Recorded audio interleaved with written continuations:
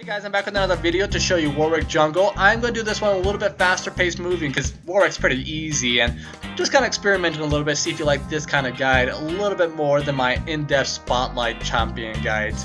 And if you do, then maybe I might mix these in a little bit more into my weekly guides. So, Warwick Jungler I think is an awesome pick.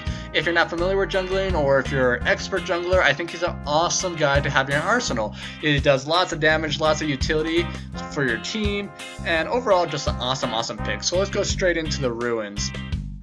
So these are the typical runes I'd probably get. Attack speed quins and reds, armor yellows, and scaling cooldown blues. Now if you want to have a faster start, then maybe just get cooldown normal flat blues.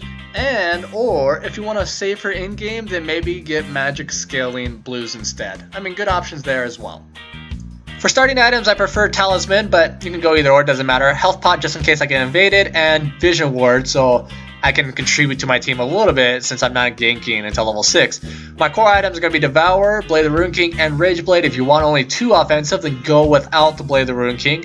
And for boots, I like to get Swiftness, but you can get defensive just as easily, and Spirit Visage, Dead Man's Plate is what I prefer, but the Gauge ZZ could be very awesome depending on your team, and obviously the 2 Random Ensoulment or Frozen Heart depending on who you're fighting.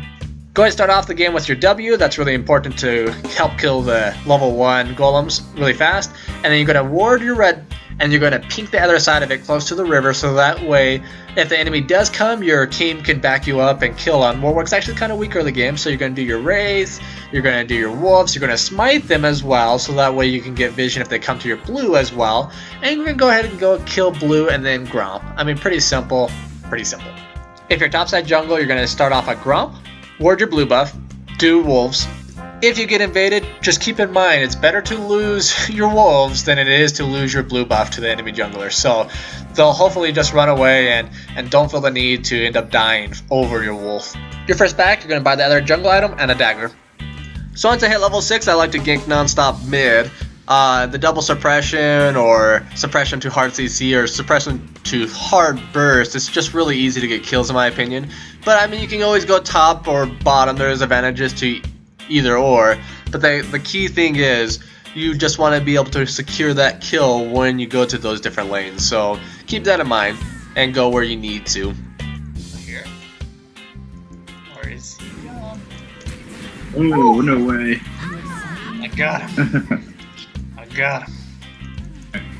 So a couple things to note, yes, you want to max out the Devour as fast as possible, killing dragons and scuttles and stuff like that, but you want to ult when you know you can actually kill them, when you can burst them down and stuff like that.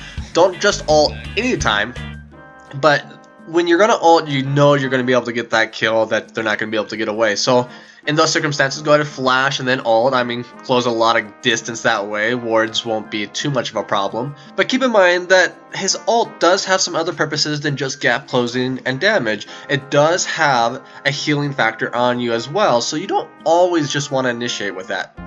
Now, a couple things in this clip. This really is more fed than I am, which is saying something since I'm 5-1. I do alter into the tower, and my fervor's already maxed out when I hit my ult. So this is really nice because if I just started off with the ult, she probably would have got away or killed me.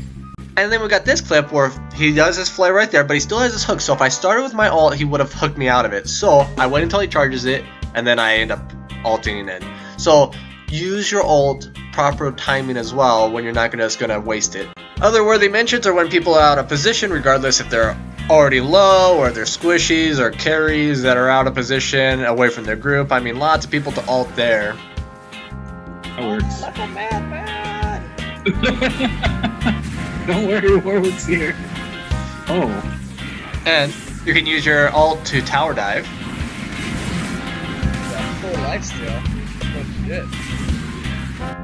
If you built the suggested 3 core items, you can solo Baron, so that's cool. So the last tip I'll leave you with is that don't leave your E on until it's necessary.